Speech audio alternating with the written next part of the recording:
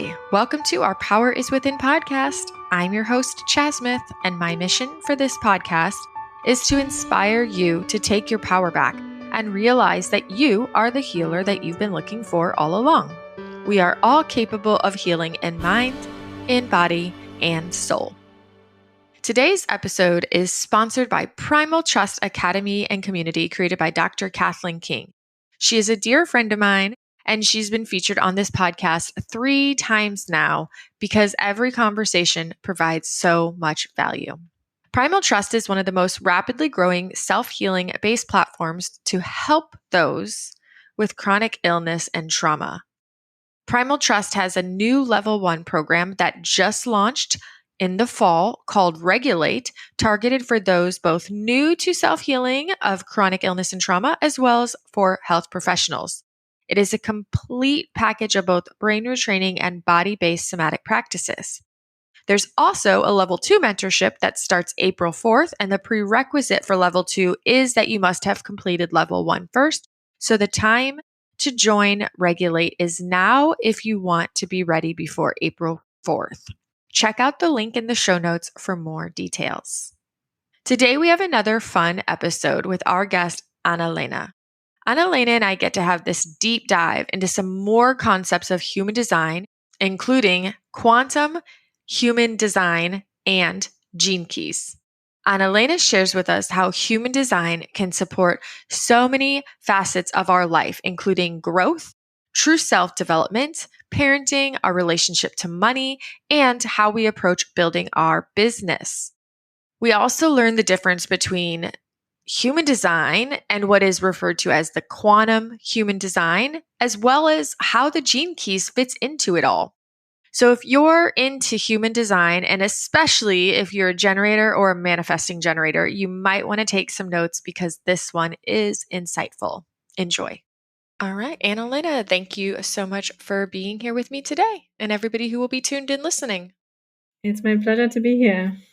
I wanted to start out by opening the floor for you to share a little bit about your own journey. I know the topic today is going to be around human design and what is quantum human design and how is that different, and gene keys. But perhaps we could just start with you sharing a little bit about your own personal experience utilizing this wisdom that we gain through the concepts of human design, quantum human design, and gene keys for you personally. Yeah, thank you so much for asking that, because it was really a game changer for me. That's why I am so passionate about it and talking about it and sharing so much. I used to compare myself a lot with other people, especially growing up. I was mostly looking outside of myself, for answers and all these things and how I could fit in. And then eventually I went to college, I studied, and I got a job and these things. And I always felt this was not really for me. But I couldn't pinpoint, I was more questioning myself, like, what's wrong with me, or why am I not cut for this, but I was like dissatisfied, frustrated, and kind of blah. And this is it. Like, this is the work life. And, you hear those things like, yeah, just follow your passion, follow your heart. But anyways, how do we do that? Right. And then I started to become a coach eventually. First, it was like through health coaching, because I had this passion that I realized to help other people. It was more like through nutrition and some mindset work for sure. But then eventually on my own journey, I started to do a lot of like the inner work, working with emotions and deconditioning. And that kind of opened up a lot more to trust myself. And then eventually one day, one of my friends and coaching colleagues, she was like, hey, I found this thing here. You're going to check this out. And it was human design, right? And I was like, oh, wow. And first, of course, I was like, well, it's another one of these personality tests. And I took a bunch, over the years, and they were always like, well, it's nice to know, but it's not really that helpful. And I found it always very annoying that you have to answer all these questions. And I was like, well, if I'm going to fill this out tomorrow, I'm going to answer totally different. So this is kind of, I don't know, it didn't mean too much to me, to be honest. But then with human design, I was asked to just put in my date of birth, which was, I found that very simple. and the time that I was born, just like in astrology. And then I got this like body graph and all these numbers and colors. And I had no idea what this means, of course. But the more I dove into that, I always describe it like I could finally relax into my body. And there were over and over again these new light bulb moments where it was like, oh, yeah, I already knew this about myself. And now I can finally give myself permission to be myself and stop comparing myself with others and stop following what all these other people are saying. And, especially being a coach, it was such a godsend for me because I used to fall. I'm going to say it like that. And I'm going to kind of used to fall for all these programs and coaching things, containers, where I always thought they have the answer for me because they have figured out how it works. They have that 3 or 5-step process that is guaranteed to work, right?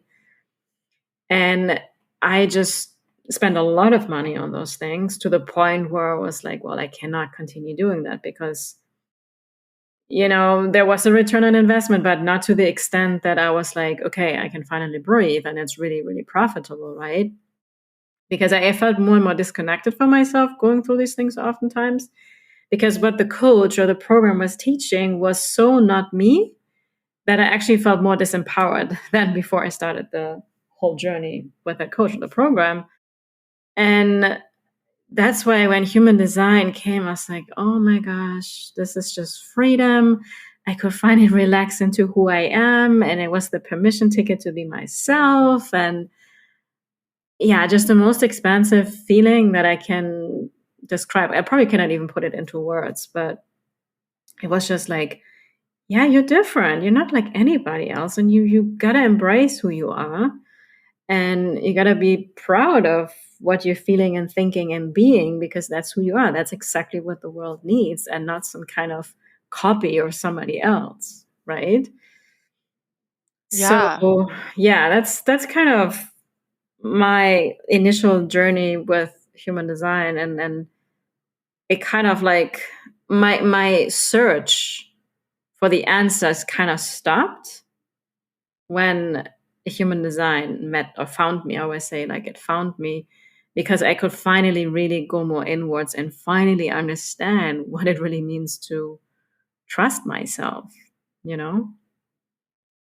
Right. And I bet that the more you discovered about human design, it probably really clicked and made sense why so many of those programs didn't really work for you because those coaches were probably creating a program that worked for them, assuming it would work for everybody, but it was working for them in their unique design, So Mhm. what works for like a generator might not work for the projector, and so if or what works for somebody who's a splenic authority, it might not work for somebody who's an emotional authority. So if you're Oh like, yeah. if you have one, strategy and authority in your chart and you're following a program where or if you're like a projector and it's a program that a manifestor's teaching and they're trying to get you to act like a manifestor and just go do it, it's like, it's going to feel really inauthentic and you're going to feel like you're being asked to do things that feel really out of alignment with what's true for you. And a lot of us,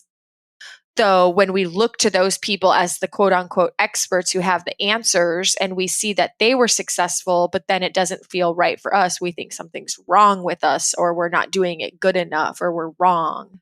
Yeah, exactly Yeah. that.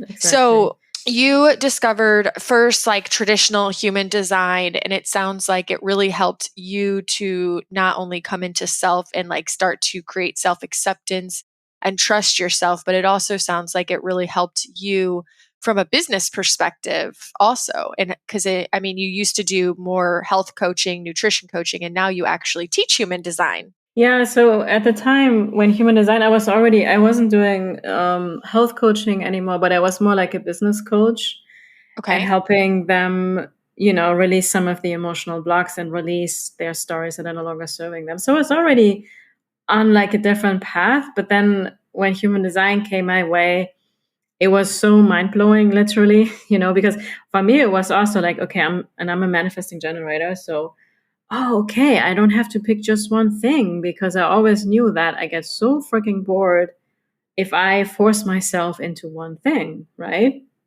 So then it came so easy to me. So it was like, and I don't know, I have met other people that shared the same, but when human design came my way, because, there's this whole saying about it, well, you have to go through your design for 7 years before you can even share about it and talk about it. And I was like, why? I mean, if we want to change the world, if we want to get this, especially to the children, where it's meant to be, and as a manifesting generator, I'm moving fast. I'm here to bend time, find shortcuts. I don't have time to wait 7 years. Sorry, guys, right? So, and I have always loved to teach. Growing up, when I was actually in high school, I used to tutor kids in math, and I got them from an F to an A in like no time. So I've always had a gift to teach and make very complicated things very easy and practical. So somehow with human design, when it came my way, it was just like I remembered it, if that makes any sense. I was like, oh, okay, because everything felt so true and it made so much sense. And I was just like, so I very early on actually started to share it with my clients.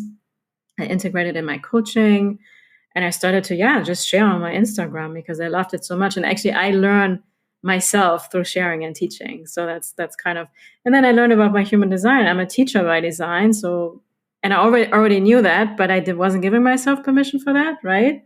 So and then it was just, I never looked back because it was so incredibly powerful and such a win-win for myself, for being a coach, and my clients and everybody, because there's nothing worse, right? And especially I feel like very passionate about kind of revolutionizing the coaching industry, because there's still so much of what we talked about going on where people follow these like cookie cutter processes. Yeah, that may work for one specific person, but we're all different, not the same. And the best coach to me is somebody, or if we don't even have to call it coach or guide or mentor, is that you empower a person to trust themselves and help them find their own answers. I'm not here to tell you what you should do. That's not my job as a coach at all. Right. And that was also, I have to be honest, a relief, because as a coach, you can put a lot of pressure on yourself. Well, I have to have all these fancy things and these processes and, show them the way. But no, you have to show them their own way. I mean, help them find their own way. Right. Yeah. Yeah. That makes so much sense. So you started teaching human design early on. I know now from following you and your work, you also integrate quantum human design and gene keys. So you kind of go over elements of the human design charts from some subtle, subtly different perspectives. At what point did you discover these other nuances and begin to implement that wisdom? Yeah. So first it was the traditional human design, and then eventually I decided I wanted to get certified, because I just felt that that's the right next step. Because I'm a 2-line, I'm a 2-4, so I love to study and learn those things. And my cycle was drawn to Karen Parker because I just thought there was something about her, right? I cannot explain what it was, but I felt drawn to her. And I looked at a lot of different teachers out there, and that felt the most expansive for me at the time. And then she was just starting to talk about quantum human design. I was like, ooh, it sounds cool, right? And then I did all the certification programs that she has. I went through them, and I loved her. So the traditional human design language, and it's actually it's here to wake people up, right? Ra has the gate 51 in his conscious sun. He totally lived his purpose by shocking people a little bit. And sometimes the language was a little bit provocative, right? So if people, and I saw this many times, people were a little bit like, oh no, I have the gate of struggle, I'm screwed. So it's like, no, that's not what it means. But I just saw that a lot happening with people. And somehow the way Karen puts the quantum human design language was very positive, right? Because the quantum language more focuses on the higher expression of the energies. So I went all into that.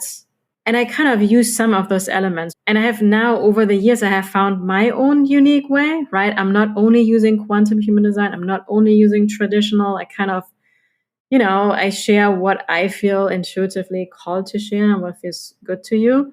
to myself and to share with my audience. So for me, it's actually the combination of both, where, because with quantum human design, I love it, absolutely. And she has different names for the types, right? The manifesting generator is called the time bender. The generator is called alchemist. Because many times I have to say, when people are like, oh, I'm a generator, that doesn't sound sexy, right? So, and I've seen it on people's faces. It's like, but for me, that was really never the case. But I saw like, okay, if I'm telling, well, you're an alchemist, people are like, oh yeah, that feels good, right? But what I have also then realized, as I have been doing so many readings and working with people, is that with the quantum language, oftentimes it kind of avoids that we look at the shadows, right? Because every energy in the chart has some shadows, right? And it's only, so now I'm going to weave in the Gene Keys a little bit. The biggest teaching of the Gene Keys is, which is in the art of contemplation, is that through fully allowing and accepting the shadow that each of these energies has, right? These 64 gates or these 64 gene keys, that's only how we can access the gift frequency, right? And because I had done so much of the deconditioning work before even human design found me, I really saw so much, oftentimes people in the human design space get so caught up in the information or more in the positive stuff that they were kind of bypassing the shadows, right? But we can't.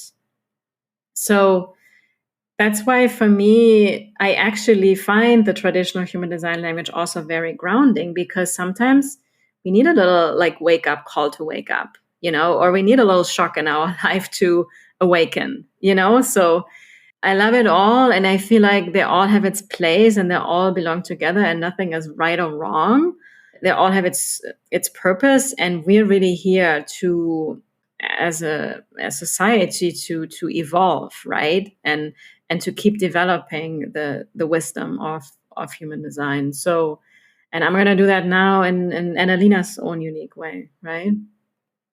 Yeah, it makes sense. Yeah, you have a really wonderful and simplistic way of really expressing and sharing information in our charts. I really enjoy it. I really enjoy how you present the information and how you explain things like in our highest expression or our low expression. And I just find it very simplistic and really easy for somebody who's just learning about this stuff to understand. Mm. Yeah, no, that's one of the things that I noticed.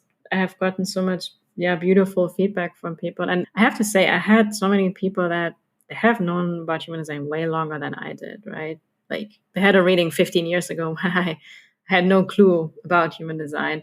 And they told me like, this is the first time that this actually means something through the way that you convey it. And that's how I know, like, this is my purpose. I'm meant to be sharing this with the world. And I'm a 2/4. I'm here the easy breezy genius kind of thing, right? Which I think comes from, I think Jenna Zoe brought that into the world, if I'm not mistaken. That I give myself permission to do something that comes easy to me. That is so huge for me, because we always think, well, it has to be complicated and I have to work hard. But I really make the most impact when I let it be easy. And people are just very grateful. And many times I was like, this is the first time actually that I feel this, and the description of this gate empowering. I could never get it or connect with it, right? So, and so thank you for you as well sharing that. Yeah, absolutely. And I think, like you said, I mean, there's the yin and the yang, and I think it makes sense how you kind of integrate it all and do. I like how you can say, hey, this is what could show up in your experience in the low expression, but also this is what's possible in your highest expression. I just feel like it's conveyed in a way that feels really empowering, because I know how you said how sometimes when you mentioned the gate 28, which I have, and I know when I first learned about that, I felt the same way, like, oh, life's just going to be a struggle.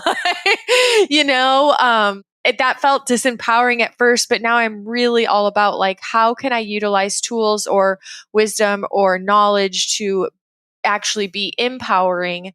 And so yeah, it's really neat to just kind of look at it from a different angle for sure. And it all does complement each other because like you said, it's for as important as it is to look at it from the highest expression, we also need to be aware of what we're up against and what could be presenting itself in a low expression. And then to know, hey, that's actually not really your truth of who you are, but it's there and you're dealing with it.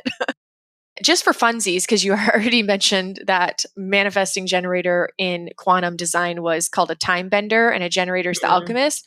What is the manifester and the reflector? The manifester is called the initiator, and the reflector is called the calibrator, and the projector is called the orchestrator. Calibrator and orchestrator. Yeah. Yeah, those are fun. I like that. Yeah, exactly. It's fun. I do feel like people could relate to those more than you're right. I mean, for me, I feel more connected to what you said about your own experience. Like when I learned I was a generator, I was like, oh, okay. Like I didn't really think twice, but when you really think about it, you're like, okay, I could see how some people might be like, generator, what's that? Like, what's that even mean? Yeah. Are there any other ways through the years, because you did some really in-depth training yourself to really then integrate it into your teaching? As you have continued to learn and teach and learn through your teaching, what other ways have you witnessed positive shifts in your life through this experience? Oh my gosh, I don't know where to start.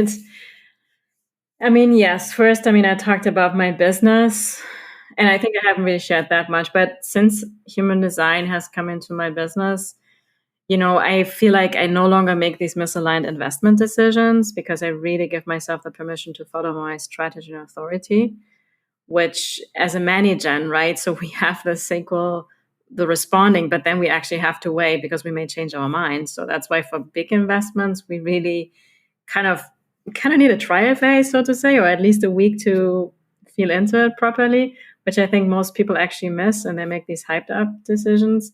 So, and allowing myself to live out this multi-passionism, right? So I have a lot of individual leadership energy in my chart, and I also have this teaching energy, and I also have a lot of collaboration and teamwork in my chart. And I was like, well, how do I integrate all of these? So what now has evolved through that is that I have now a collaboration going on with my business partner, Miranda Mitchell. So we have the Aligned Living Academy, where we actually offer lots of human design services. We actually have a certification there. We have a lot of other programs for different types, and we have masterclasses going on a lot.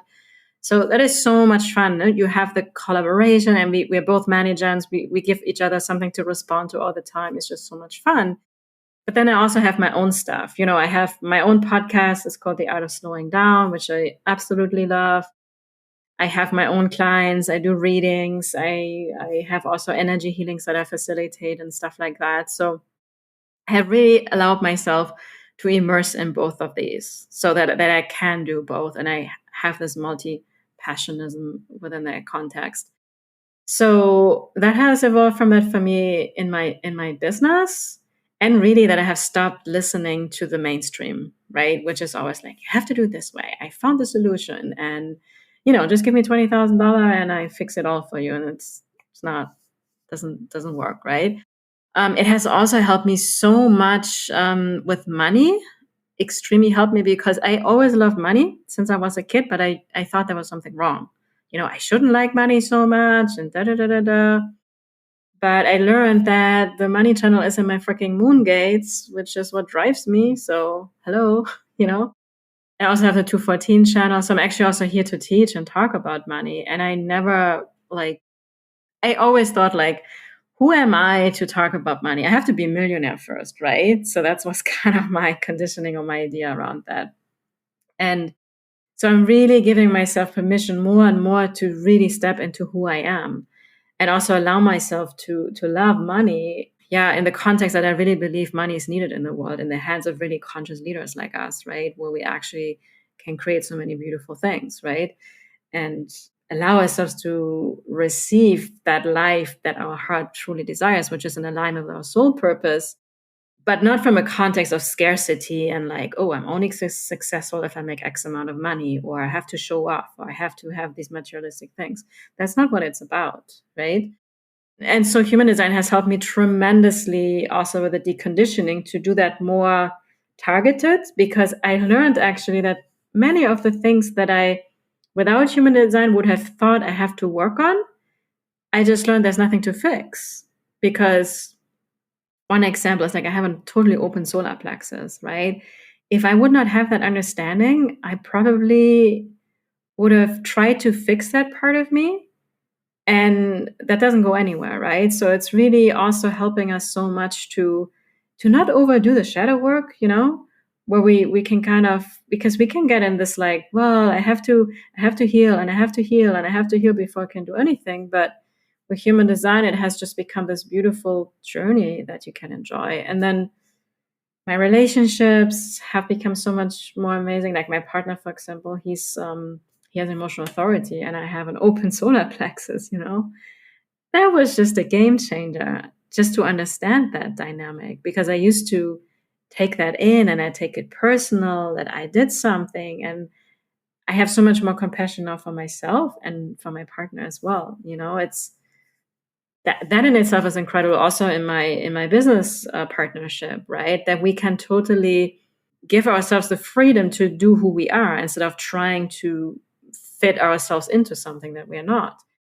Decision makings, I always was like, oh my God, I'm the most indecisive person in the world. I don't know what I want. And again, with human design, that has totally shifted for me, right? That I really learned, wow, I can actually trust myself, because I had followed my sacral in the past, but I didn't know, right? Like I couldn't really pinpoint it. And now I have this more tangible thing that I can relate to that's within myself. Also for parenting, my daughter's a manager as well. Totally, I think, makes my life as a parent so much easier, because she has these creative urges, right? Like a kind of like a manifestor as well. And I would probably have unconsciously tried to suppress that for her a little bit, right? Like, well, you need to be more organized, or you just need to pick one thing in school. And now I know she needs to try out many different kind of things, right? Which can sometimes be a little bit messy. So for health and well-being, it's such a game changer, because for myself, for example, so even though I'm a mani-gen, right? Like you probably think I'm an energizer bunny, totally constantly on the go, but I have a defined will center. And that means that I actually need consistent rest actually on a daily basis. So I used to think, wow, what's wrong with me that I want to take a nap in the afternoon? And now I just fully embrace that. And I know that I need it. I have a lot of willpower, and I can just push through things and overdo it. And you burn out with that, right? And it can really impact heart and stomach health with that. So that's why also looking at your specific human design beyond just the type is so incredibly valuable. You have had a lot of improvements and positives. That's Yeah. amazing. Wow. It just like Yeah. really transformed your life. It does. No, yes. I mean, there's a reason why I'm so passionate about human design. You're literally living proof of the magic that you've witnessed in your own life. Yeah, I think so. And I think it has just really started. But that's the biggest compliment I can also get from people. They always tell me like, wow, you embody what you teach, right? And that is also really important for me. I mean, I'm not saying I got it perfect. And look, there are times I override my sacral because the mind kicks in, right? It's not like I got it 100%. But I'm really always like, when things happen in my daily life, I'm like, oh, here's my, it's my tendency with this energy in my chart. I'm very aware of what's going on. And that's just such a grace. And that's really, this whole thing we talk about self-love. It's such a big thing. And how do we do it? And I really believe like human design is that, in a way, that shortcut tool to really love ourselves more and embrace that. Yeah, absolutely. And just also have more compassion and acceptance for other people's uniqueness and differences. Because the Mm. more that we can utilize this tool to learn and understand other people's unique design charts, it's almost like it's easier then to be in that relationship with them and see them differently, you know? Yeah, Like how you absolutely. were saying about your daughter, like you now can embrace and support her in ways that maybe you wouldn't have been able to before. You would have seen these urges she has so differently had you not known and understood like where they're coming from. Yeah. No, it's a game changer. And I truly believe this belongs in schools, education systems. It's a win-win for everybody. Also, if I imagine it would be ever in schools, right? It would be such a enrichment also for the teachers. It would make everybody's life so much easier. Oh, if all the teachers, like if they knew what their students' charts were like, Yeah, that would be exactly. amazing. Oh my gosh. I know personally that, wow, when you can surround yourself with other people who also understand not only their design, but your design, I feel like it changes the entire dynamic of relationships because the way that we can now begin to interact and support each other and support each other's design, uniqueness, even just our strategy and authority is so beautiful. I got to experience that at one point in my life. I was at a gym that we displayed everybody's design charts, and it would be so awesome to have the owners say, ask me a question, and then say, I know your emotional authority, so go ahead and sleep on it for a few days and take your time. Like rather than Yeah. like a traditional person might demand an answer right now, you know? Yeah, that I mean the whole thing with the emotional authority, because yeah, what changed also the whole like idea of sales, right? And especially in coaching with this idea. I took once a program which was mega high ticket, and they're literally like, you gotta get the credit card on the call, and basically pressuring people. And I still cannot believe that I paid money for that. But anyways, we learn our lessons, and I'm actually now grateful because now I can share this and help other people not make those kind of investments, because that's exactly the thing. If you have somebody, you force them on the spot to make a big decision, like, yeah, it may feel cool in the moment because you made X amount of money, but then it turns into drama and they want to get out of it, or the client doesn't get the result, and it never really works out. That's why we can just relax, and there's no force whatsoever you ever need in sales. Yeah. Having a business partner, you had said that you guys are both manifesting generators. And so you can give each other, continuously kind of give each other things to respond to. I bet that really is a game changer to have a business partner that also, I mean, not even that she's a manifesting generator, but just that she's willing to honor her design and your design. Even if she was a projector, but she gave you opportunities to respond to. I mean, I feel like it's easier to get into flow, I guess, when you're surrounded by people who do support your design, as a generator myself, like the more that people actually give me opportunities to respond to, the easier it is for me to Mhm. really connect with my sacral and my energy and follow what's true versus, I mean, somebody who doesn't understand it and then they give you all these multiple choices and you're like overwhelmed and get stuck in the indecision. Yeah.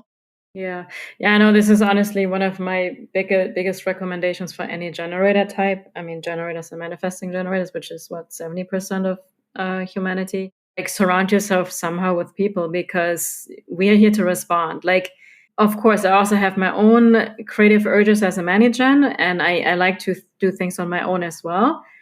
But the amount of beauty and synchronicity that happen out of being around people, because we're here to work in relation with others. I mean, Oprah is a perfect example. She's a generator, right? And you and I being on a podcast is perfect for a generator because you can respond, right? You're not just like, and even myself, I do some solo episodes as well, but anytime I have a person to talk to, it's just, and sometimes I don't even know what I said because it just comes through, but it's in response, right? So everything for us is, we are here to constantly flirt with life and respond to everything that comes our way. And we're here to give each other things to respond to and ask questions. And it makes everything so much easier and so much effortless. And of course, I'm also a 4-line, because I'm a 2-4 profile. And it's true, like all my most of my clients, opportunities, collaborations, they have come out of the networks that I have become part of over the years. Like my business partner, I met her when I first years and years ago went through a coaching certification to become a health coach. So I had known her already for 4 or 5 years. I didn't know she's going to become my business partner later on. And that happened through responding. There wasn't a plan. There wasn't an agenda for it. It's just miraculous when you allow yourself to be in the right networks. And even if you're not a four line, I believe that's true as well, because your sacral will show you where you're meant to be, right? And then you get to meet the people, and that's where opportunities come from. It's just, it's a beautiful dance. That's so awesome. So we have been talking a lot about human design specifically, but I was curious because you did mention briefly gene keys early on. And I have had some people briefly discuss and talk about some introductions to human design, but I've yet to have anyone at all touch base on what gene keys are. And so I was wondering if you could give a nice, simple explanation for the listeners into what gene keys are and how the gene keys relates to and integrates with human design. Yeah, it certainly can. We actually just did a masterclass about the connection of human design and gene keys. Richard Rudd is the person that he used to actually know Ra, and he used to study with him. He used to be the human design person in the UK for human design. But eventually, he kind of followed, he's a generator. He followed his own path, and he had his own like divine downloads, just like Ra had kind of like during the supernova in 1987, he had his enlightenment and got these like divine information into his consciousness. And that's what the gene keys evolved out of. And basically the gene keys, what's different to human design. So, in human design, we have the 5 types, we have the strategy and authority, how you're supposed to make decisions. So it's a little bit more like a masculine kind of approach, right? But then with the gene keys, so we have 64 gene keys, and in human design, we have 64 gates, right? Which they are derived from the Chinese I Ching. So in the Chinese I Ching, we call it the hexagrams, and we have 64 hexagrams, which is basically a combination of yin and yang energies. And they have 6 lines each hexagram, and it has 2 by the power of 6 different combinations, or by the power of 5. So it's 64 different combinations of yin and yang energies in each of these 64 hexagrams, right? And in human design, like we have these gates, and like we talked about, year 28, that's called the gate of struggle in human design. In quantum human design, it's called the gate of adventure and challenge, right? It's a little bit more empowering. And then in the gene keys, we have one gene key for every single one of these 64. I'm going to call them archetypal energies. And in the gene keys, we just go into so much more depth. Because, in human design, it's kind of like, oh, this is your higher expression, it's your lower expression, and that's it, kind of, right? But in the gene keys, it's, oh my gosh, it's incredible. And we have actually 3 levels of like consciousness there. We have the shadow, the gift, and the city for each of these 64 gene keys. And there's nothing for us really to figure out just by reading it. And Richard has a huge book, which is called The Gene Keys. You can get it on Amazon, where he literally, he wrote down his transmissions about each of the gene keys. And each gene key in itself is almost like a book, like a mini book. I mean, some gene keys are actually really like a book, the 55th and the 22nd one, for example. There is so much wisdom, it blows my mind. And it's really, those 64 archetypal energies, they explain how the universe works. All the wisdom is there. And we have had access to this wisdom for decades and decades. And it's just the way that Richard has brought it forth into the world is so beautiful. And it's a very feminine approach, because you don't even have to know necessarily what your human design type is, but through contemplating these gene keys and actually allowing yourself in particular to embrace and accept the gift, the shadow, and really learn that the shadow is nothing bad. When you experience the shadow of any of those energies, that's actually your access point to experience more of the gift. but it's through allowing and accepting it, right? And then over time, you start to trust yourself more, and you, without knowing even what your human design is, actually follow your strategy and authority, because you are so in tune with who you are. And it's also, there's epigenetics in it. There are all these amino acids, and every gene key is connected to something in our DNA. And it's literally just by reading the gene keys, I get something activated in your DNA. And also in the gene keys, if you can go onto the Gene Keys website and pull your free profile, which you probably not going to understand much, but there are these, we call it the golden path, and the golden path has 3 sequences that you can go through. The first one is your activation sequence, and basically the way this works is that over the course of 1 month, you just contemplate on one of the gene keys, which is correlated to one of the gates in the human design chart. And the activation sequence is basically the equivalent to the incarnation cross in human design, which is your sun and earth gates in your conscious and unconscious. And then the second path is what we call the Venus sequence, or the second sequence, which is all about the emotional world, your relationships, really opening up your heart. And then the third sequence is called the Pearl sequence, which is more about prosperity and being of service. So it's a little bit more related to that business aspect. And it makes so much sense to me, because we really need to open up our heart first and have more emotional intelligence and mastery to be also really tapping into our prosperity and business success, right? Right.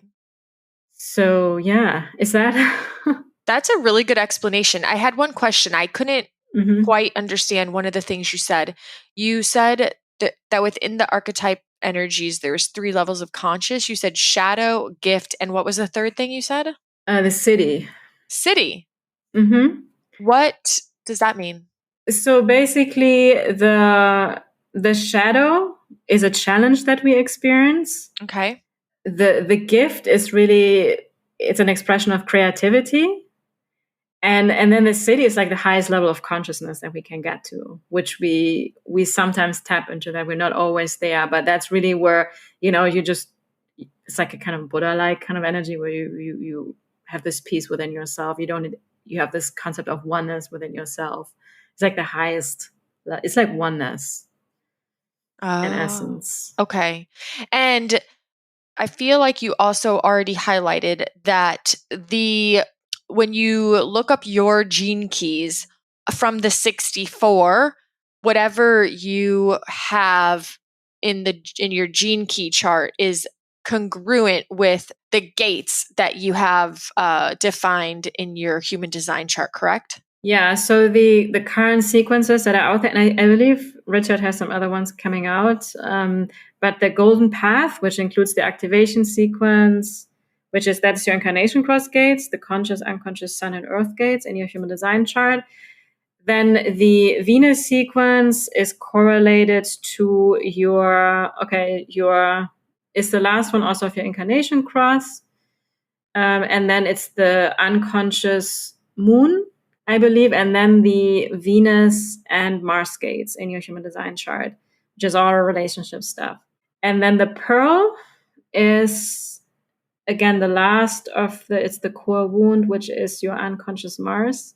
I hope I get them right, because I'm literally pulling this from my memory right now, and I have an undefined ajna. So, and then it's your unconscious and conscious Jupiter, which is all about blessings, and then back your conscious sun in human design is also part of your Pearl sequence. But there are more gates in the human design chart. They're not all in those 3 sequences, but I do believe Richard is currently working on another sequence or something that is integrating, I think, also the Saturn gates, but I'm not exactly sure. Okay. So right now with gene keys, if we were to study our gene key chart, we would be focusing on these 3 sequences, which contain some of our defined gates in the human design chart, but not all encompassing at this time. That's correct. Okay. Yes, that's correct. Kind of the ones that are most and he does recommend, the way that he received this information is like to go through them in that sequence, right? But it's also like, if you intuitively feel called to start with a Pearl sequence, which is supposed to be the third of the three, go do it. It's not like you're going to do something wrong, but probably, and you can go through the sequence over and over again, right? And you feel pulled back here. And I sometimes, I still look at some of my other gene keys that are not in the sequences. It's not like it's going to hurt or anything like that. And this goes also back to human design. Like you were saying, you have that gate 28, right? What we have to understand is like we all have all of the charts. Right, we do. So like just because I don't have gate 28 defined does not mean I ever have struggle in my life.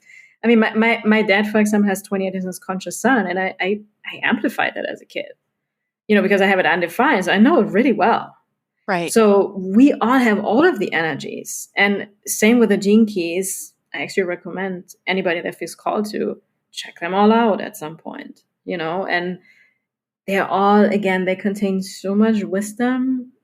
It's incredible. And I have to say, you have to be ready for it, because when I first heard about the gene keys, which was very early on when I also learned about human design, and I actually got the book and I was like, what is this? This is, I don't get it. It was so disconnect for me that I actually returned the book, because I was like, I'm not going to have this big book here. I'm not going to touch it, and then I heard Richard talk at a conference, and oh my God, I could not stop listening to him. It was just such a beautiful energy that he conveyed. And I was like, okay. And then my sacral responded so strongly. And then I never looked back with the gene keys, and I embarked on that, and I became the gene keys guides. And right now I'm actually about to start the Venus sequence retreat myself. And there's no right or wrong. Again, like I always say, trust yourself, because some people may only resonate with human design. Some people want to integrate both. Like for me, that's very, because it really brings that balance of the yin and the yang energies, right? And I have in my incarnation cross the 1 and the 2, which is the most feminine and masculine, right? And maybe that's part of it. I don't know. But other people may only want to do the gene keys, right? There is no, and some people go to the gene keys first and then they find human design, or the other way around, or both together. Like it's really, really what rings true for you and what is serving you, Right. That makes sense. And I know I can say from personal experience that I didn't hear about gene keys at first for a while. And then I briefly kind of got a little understanding of it and how it relates to human design. But when I first went to look into it, I was like, oh, human design is already so complex. And I already felt like I had more than enough to chew on and to like practice and to like really absorb. And so at that time, I was not ready to really delve deep into what the gene keys meant for me specifically. So I totally get what you're saying, that you have to be ready. Yeah. Now, as far as being ready, or if somebody is listening and they are feeling their sacral light up, if they're a manifesting generator, or they're feeling that this was really resonant for them, where can they begin to learn more about the gene keys, particularly relating to themselves, without necessarily having to hire somebody else to help them? Like, where can they feel like they can be empowered to self-study this and get a better understanding for their own self? Yeah, I always recommend the original source. So there's the genekeys.com website, where you can pull your free profile. Richard has tons of videos. He also have a YouTube channel. You can listen to him. He has done so many interviews. It's just such a bliss to just listen to him.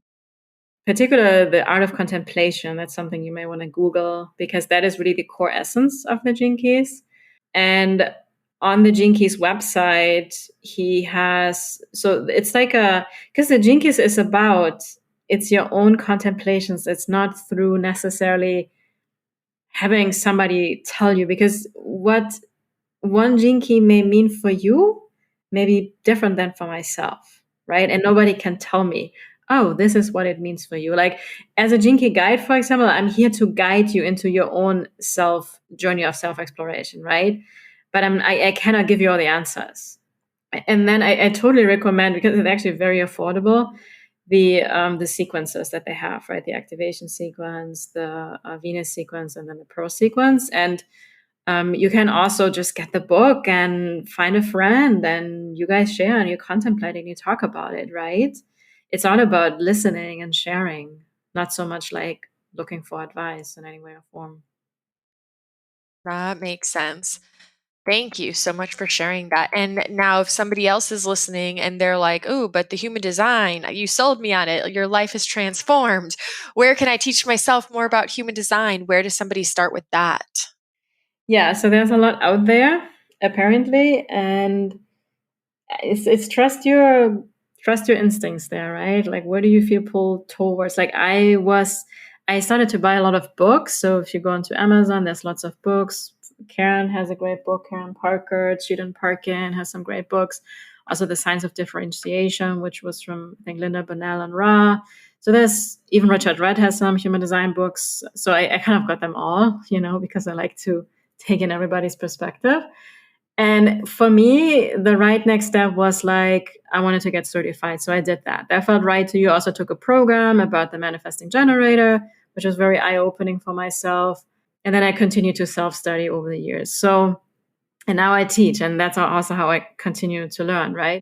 Yeah. But there's also options. Reading is a beautiful thing as well. Like for example, I offer readings. So, but it's also don't force it. It's not like you have to have a reading, but if that feels good and right to you to have a reading, and you will then also know who that person will be because there's lots of different people out there that offer readings. I just invite you to like let it come to you. Don't force it. Like you don't have to look for it or make it happen, right? And I always say, if you have this desire to learn more about human design, set the intention. I want to really learn more about my human design, really embody it. Universe, show me the way. Let it come to you, right? And maybe you want to get certified, then you do that because you also want to do it with your clients and you want to get some more guidance and want to dive into a little bit faster. So there is no right or wrong way. And some people just want to have it for their own personal life. Some want to have it for their business. I mean, there's a lot on the internet. What I have found is that many people get a little bit into a rabbit hole and they kind of follow everybody. And there's sometimes also a little bit of contradicting information out there. And of course, we all have our different perspective, but I have seen many times where people actually feel more limited by their design. I'm like, well, I'm this type, so I can't do X, Y, Z. And I'm like, no. So I feel there is a lot of the way that it's being conveyed is sometimes actually more limiting. And that's why you really have to feel into like, who do you resonate with and what rings true to you? And there's no right or wrong with that, right? So I rather would follow like a couple of people that you really resonate than 10, 20 different ones. And because then you're going to be more in your head. One of the biggest things about human design is your mind. Your head is not here to make decisions. That actually happens in your body, in your belly, or like some area in your heart, or it's in your body, right? So if you feel like human design makes you overanalyze things and really gets you stuck in the head, then you may be over consuming like information too much, but not actually embodying it. And I do have to say, I see that a lot. That's why the deconditioning is so important. It's really, for me, that missing piece for human design. Yeah, I'm glad you mentioned that. It's true, especially a lot of us on the healing quest, people who are really of the mindset they want to be growth minded and heal. We can get really good at overconsumption of information. Yeah. And I see that happen a lot where people learn something, they learn a little bit about human design and then they just want to learn every single thing, but they're not implementing it or experimenting with it. And it's not just information to learn, it's actually an experience to be had. Yeah. It's really less is more. And I mean, now I'm to a point where I'm really into the depth of my charts and all the gates, but you don't want to start with that. It's really learning your type, strategy, and authority. That's the really foundation you want to focus on for a while until you really start to live that and embody that. Because otherwise, really, human design is just some fancy information for the mind, and that gives us a kick in the moment. So it's really less is more. So really, you rather go deep than wide with that. I agree with that. I say that often. I'm always telling people like, "Hey, listen, I know it's really new and it's exciting, but I was lucky to have a person early on who she said the exact same thing to me that you just said, which was like, listen, like you don't need to learn about every gate and channel in line and all these things right now. Let's just start with experimenting with strategy and authority and getting really good at that and witnessing the magic in your life there. And then you can learn more and try more on. Yeah, it's literally like it's like a fancy car, right? Like strategy and authority is actually the engine. It's like so the car can actually run, and then all the gates and the channels is kind of like putting the fancy details on it, right? Like define the when you tune up a car, make it really fancy, like the leather seats, but it's going to drive without the leather seats, right? I don't necessarily need that, so it's really like that's kind of the fancy stuff. So, but we need to focus on the basics first, yeah. Yeah, and I know that you got certified with Karen, and I know that just recently, I'm pretty sure she just released her newest workbook that actually helps people who are new to human design to like actually have a workbook to kind of guide them through understanding their design. Yes, I think it's blue because the original book is red. It's called Understanding Human Design, and I do believe I don't have it myself, but yes, you're right. She just recently released that. Yeah, so that could be a good resource. Yeah. Now, what you had mentioned that you have a business partner and you guys have a program together. You've also mentioned that you've briefed on some of the things that you offer, like human design readings yourself, and Hmm. you have your podcast, which I'll put a link in the show notes. But is there anything else that you're up to? And is there any ways that we can get a hold of you that you want me to include in the show notes for anyone out there who's resonating with your message? Yeah, so I mean, anything with the Aligned Living Academy, again, it's alignedlivingacademy.com. So we have a human design certification there, where we also integrate the deconditioning in there, plus your own personal human design, and you learn how to give readings and integrate it into your own products, services, and the clients that you work with. But we also have just personal kind of offerings as well. And then my own website is my first and my last name, AnalenaFuchs.com. So I have lots of deconditioning, actually, like lots of energy healing modalities that are already pre-recorded actually for the gates. For example, I have a lot of content around that. I do the readings, I do private coaching. Honestly, my main favorite ideal client are manifesting generators because that's who I am. And if you call yourself like an introvert or highly sensitive or empathic person, so that's really who I mainly work with. If like for like a 6-month container, if you want to go really deep into embodying your human design and implementing it into your business so you can create with more ease and sustainability. Yeah, I think that's basically, yeah. And then the Art of Slowing Down podcast. I'm very active mostly on Instagram. I'm always like happy to connect if there's anything in regards to collaborations. I have become more selective. I mean, as my sacral is guiding me to, right? Because I cannot do it all. But yeah, I'm very like nice and loving person and love to meet you and to connect and all of the good stuff. That's awesome. I'm really glad that you have that like kind of preferred focus. And I think that's really needed out there is like people who are generators, but also introverted. Cause can't that be an interesting situation sometimes? Like, as you said, yeah, if you're a generator, you actually really need to be around people. But if you're super introverted, sometimes it's really hard to put yourself out there around a lot of people. Yeah, it can Yeah. be quite a conundrum. And for me, I'm a manifesting generator. You would Uh-huh. never think, but you have no idea how many introverted, highly sensitive managements and generators are out there. And they Yeah. probably feel very, very misunderstood, Yeah. That Yeah. was another reason why human design was such a game changer for me. Yeah. Yeah, I mean, I understand. I am a generator that is an introvert Yeah. and a 4-6. So also Yeah. having the 4 line need for those relationships, it's like a very interesting balance. Mhm. So definitely can spend some time until you understand your design being like, what's wrong with me? Nothing. You're perfect as you Nothing. are. Yeah. Oh my goodness. Do you have anything else that you're just super passionate about sharing around these topics that I haven't asked you about yet that you would like to have the floor to speak on? Yeah, one of the things that I have started, I think I mentioned it briefly, I've started to talk a lot more about money. And especially, and that's why I also love the Gene Keys so much, because, we live in this world where it's always about, I hear people, well, I'm not successful yet. And why?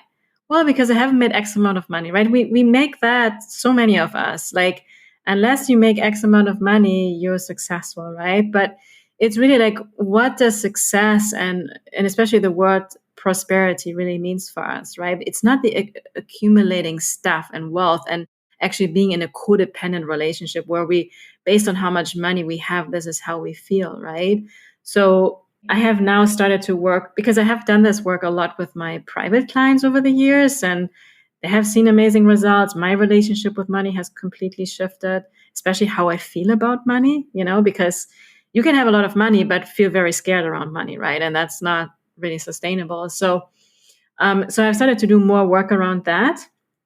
And I'm in the process right now to actually create some smaller programs to help people, and through the lens of human design, of course, right, with the energies and the charts and stuff like that, and the deconditioning practices. Because, and actually, there will be something for everybody, like also the lower kind of price investment, because I think the worst thing that can happen for people, and because I was there, right, like when you're really in like a very tight money situation, or you have a lot of fears around money, and then you feel like the only way to get out of it is to pay into this high ticket program, and then you're even more scared and more pressure to make more money, right?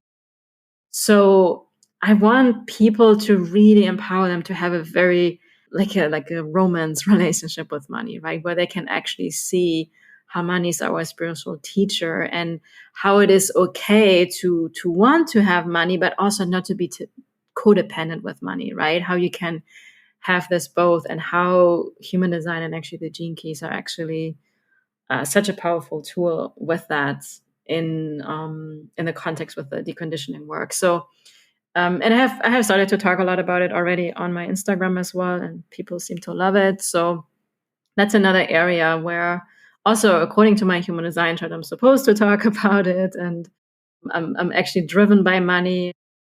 But I also had to learn myself, right? Like 3-4 years ago, I couldn't have done it because I was still in the scarcity mode where I was like, oh, I need to invest into a program so that I can be successful, or I need this, right?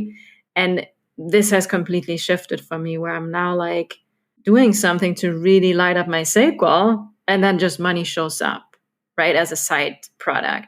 But I used to be in this like, wow, what can I do to make money? It has never worked, never. And when I see this coaching space still for the majority, it's like, why do we even have to say how much money we make? For what is that helping anybody? Because like when I see in people's Instagram bios, I'm a 6-figure earner, I'm a 7-figure earner, like people tend to invest actually from a scarcity place, because they think, if I'm going to invest with this person, I'm going to make $1 million or something like that. They put so much pressure on themselves, and the motivation behind is oftentimes not the right one, because not everybody actually is aligned or meant to be a millionaire or have a fancy sports car. For some people, that's exactly right for them. But some people actually, they don't care. They could care less, but they may think that's what they want because of conditioning of society, right? Mm-hmm.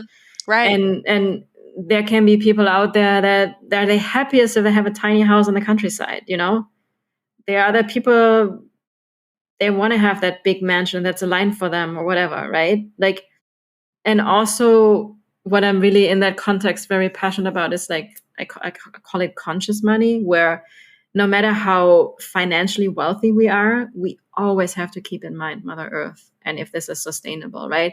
Because if I have a lot of money, but I'm doing things with my business that are kind of better for the environment, that is not sustainable. That is not how it's meant to be, right? But if I have access to a lot of money and I can create good things with that and improve the health of Mother Earth, and support other people, so more people can live in alignment with who they really are, and have sustainable business practices and farming practices and all these kind of things, but not create businesses from a place of greed, right? Where it's always like more, more, more, more.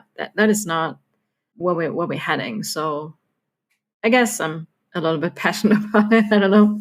Well, when you talk about conscious money, you're speaking my language, All right. because I really hope that is the direction we're shifting. I feel like it is slowly. I really hope it is, because Yes, I think that is so important, is not just making all of it, but like, what are we doing with it? How are we, not Yeah. only how are we creating it and the impact we're having on the earth, but how are we spending it and who are we choosing to spend Mhm. it? Like, where are we choosing to spend it?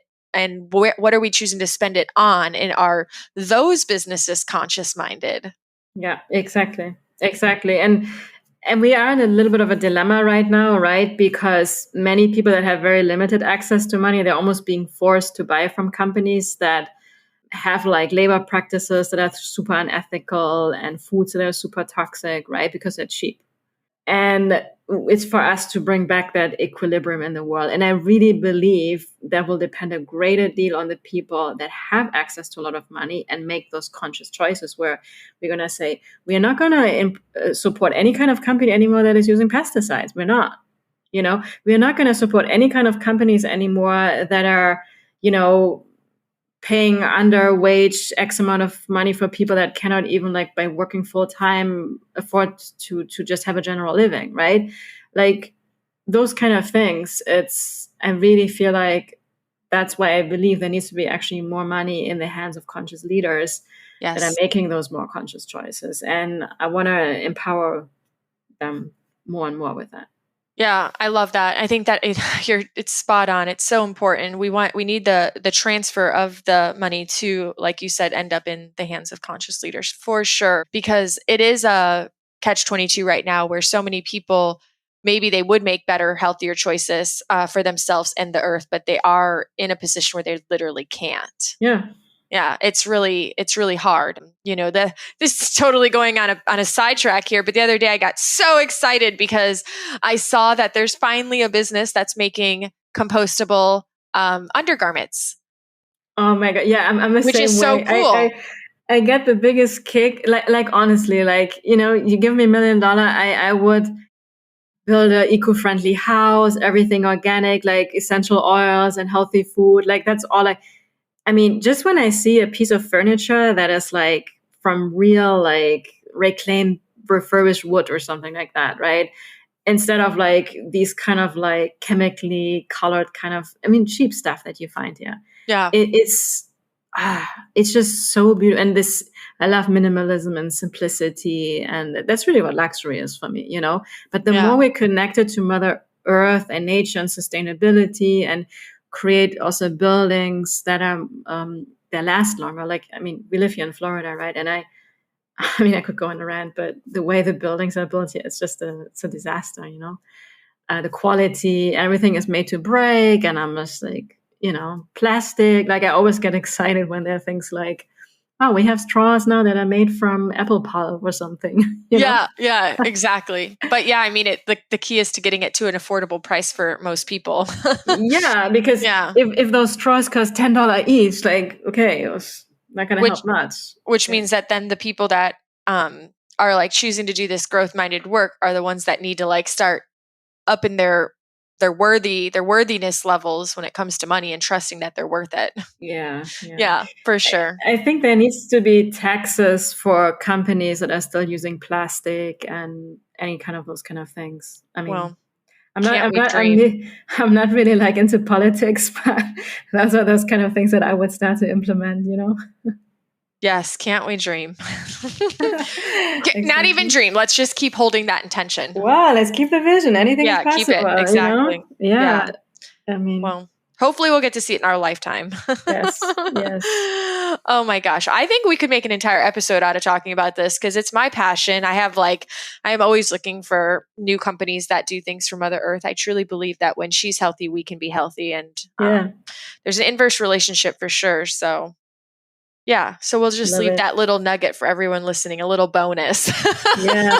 And honestly, I mean, human design and gene keys, they're all about that because we are on this like towards 2027 right now, Hmm. where, I mean, Karen says it so beautifully, like the new currency is going to be well-being. Hmm. And we will see if things are going to shift. I can feel it in the core of my being. I know, like, it's happening.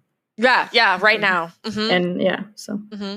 Yeah, that's awesome. Do you want to just quickly tell anybody who's listening still what 2027 is about in the realm of, there's like I know Raw had I don't know the right word, I guess, like kind of future projected, like what's going to be Yeah. shifting? Yeah. So towards 2027, and again, I don't have a golden, like a crystal ball or something like that, but just from like what I can feel in the core of my being is that what's going to shift is that any kind of business, especially I'm talking about business right now, business practices that are not sustainable for Mother Earth, that are out of integrity, that are especially based on corruption, they're going to fall apart.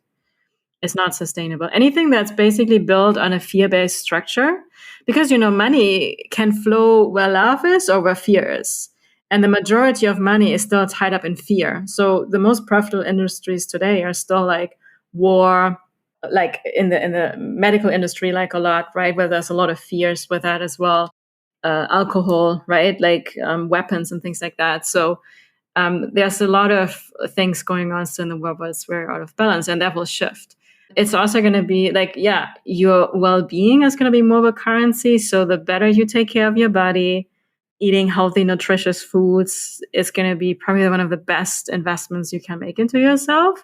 There's going to be a shift with how we eat. So there's going to be more of a vegetarian kind of diet, less meat products. And while still some people need to eat meats, it's not going to completely fall away. But some of the children that will be born, especially starting in 2027, they may not even tolerate animal products anymore. And I think we have already seen this, right? Like I'm not vegan or vegetarian myself. I eat very selectively meat, but I can't eat much. And I cannot eat that kind of regular meat you buy in the supermarket that is kind of full of antibiotics and whatever, Yeah.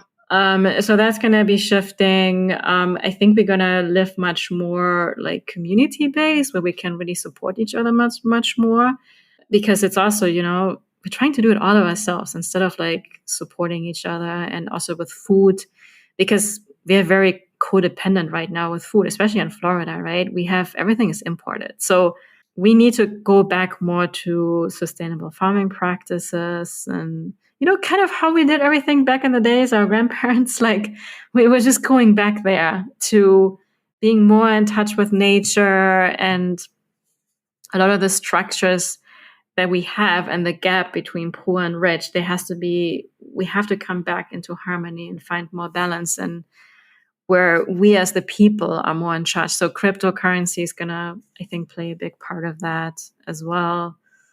Yeah. So just kind of a few points, I guess. I think that in itself could be a whole hour conversation. I know. Probably. I know. Well, we'll leave it at that. We'll be like a teaser.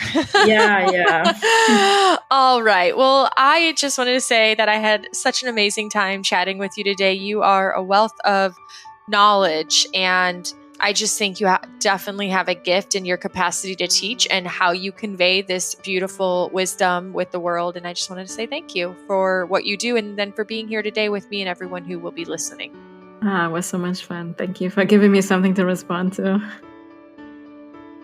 All right, friends, that is what we have for today. I hope you got some good notes, some awesome insights, and inspiration in the ways that learning more about your design can support you. If you haven't done so already, please click that subscribe button so that you have every new episode ready for you in your library. Tune in this Friday for the weekly challenge and visit my new website, www.ourpoweriswithin.com, where you can now listen to episodes directly from the web.